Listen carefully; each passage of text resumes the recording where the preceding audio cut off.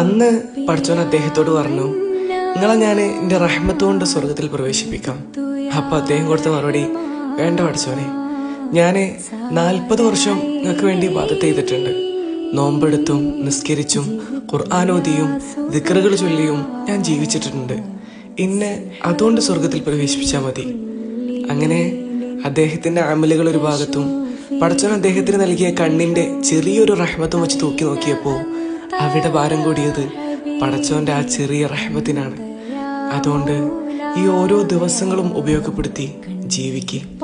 പടച്ചോന്റെ റഹ്മത്തിന്റെ ദിവസങ്ങളാണ് നമ്മുടെ മുന്നിലുള്ളത്. ചോദിക്കണം, പടച്ചോന്റെ കാരുണ്യം കിട്ടുന്നത് വരെ.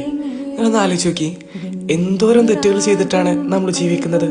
എന്നിട്ടും പടച്ചോൻ നമ്മളൊരു ബുദ്ധിമുട്ടും കൂടാതെ ജീവിക്കാൻ അനുവദിക്കുന്നില്ലേ? പടച്ചോനെ, ചോദിക്കാൻ അർഹരല്ലെന്നറിയാം, എന്നാലും നിങ്ങളെ കാരുണ്യം കൊണ്ട് ഞങ്ങൾക്ക് സ്വർഗം നൽകണേ. ഞങ്ങൾ